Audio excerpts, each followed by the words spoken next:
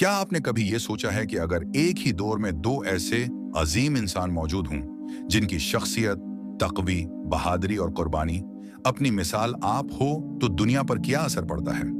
एक तरफ वो हस्ती जिसे नबी करीम के बाद सबसे बड़ा मकाम मिला, और दूसरी तरफ वो मर्द मुजाहिद जिसके नाम से बड़े बड़े हुक्मरान कांपते थे।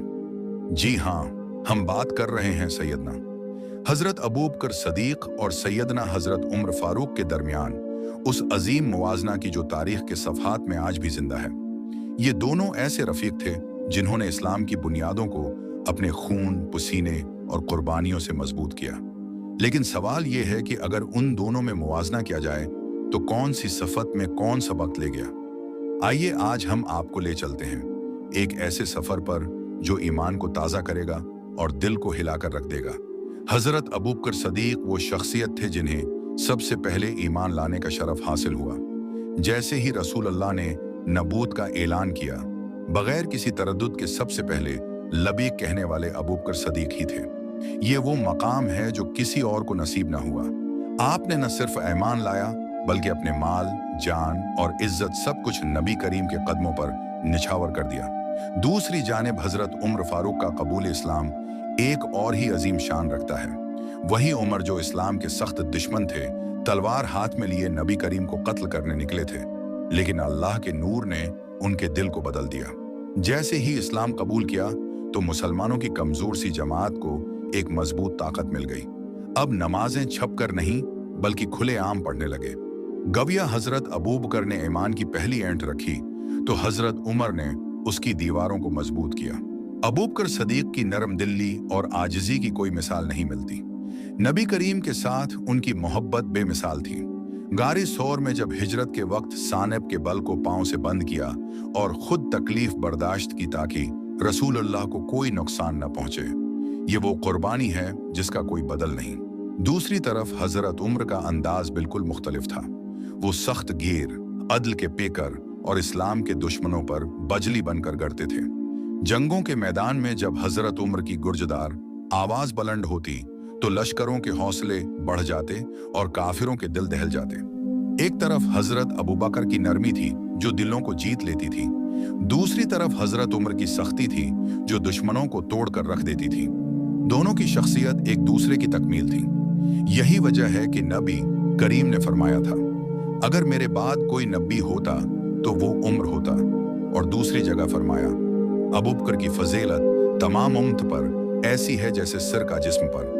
ये दोनों अक़वाल हमें बताते हैं कि उनकी शान एक दूसरे से मुनफरद थी। हजरत अबू बकर ने खलीफा बनते ही सबसे बड़ा, अगर वो एक रस्सी भी रोक लेंगे जो जमाना रसूल में देते थे तो मैं उनके खिलाफ जिहाद करूंगा। ये उनकी साबित कदमी थी जिसने इस्लाम को बिखरने से बचाया। दूसरी जानिब हजरत उमर के दौरे खिलाफत में इस्लाम अपनी इंतहा को पहुंचा। कैसर और किसरी की सल्तनतें टूट गईं।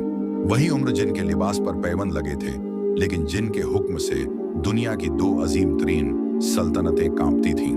हजरत अबू बकर का सबसे बड़ा वस्फ उनकी सखावत थी। गज़वा तबूक के मौका पर जब नबी करीम ने सदका देने की तरगीब दी तो हजरत उमर ने खुश होकर सोचा कि आज मैं अबू बकर को पीछे छोड़ दूंगा। वो अपने घर का आधा माल ले आए, लेकिन जब हजरत अबू बकर आए तो सब कुछ अल्लाह और उसके रसूल के नाम पर पेश कर दिया। नबी करीम ने पूछा, अबू बकर, अपने घर वालों के लिए क्या छोड़ा? उन्होंने जवाब दिया, अल्लाह और उसका रसूल। ये वो मकाम है जिस पर हजरत उम्र भी कह उठे, आज भी अबू बकर सबकत ले गया।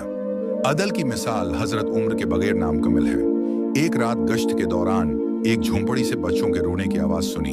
जब दरवाजा खटखटाया तो माँ ने बताया कि बच्चे भूखे हैं और वो खाली देगची में पानी चला रही है ताकि वो सो जाएं। ये सुनकर हजरत उम्र का दिल लर्ज गया। फौरन बीतल माल गए, आटे की बोरी अपने कुंधे पर उठाई और खुद लेकर उस घर पहुंचे। चूल्हा जलाया, रोटी पकाई और बच्चों को खिलाया।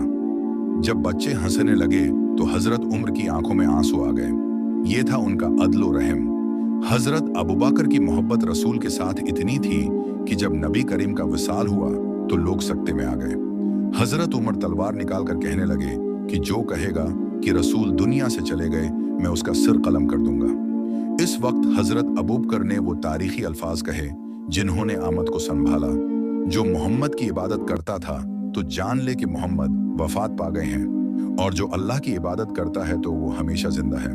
ये वो लम्हा था जिसने इम्त को बिखरने से बचाया।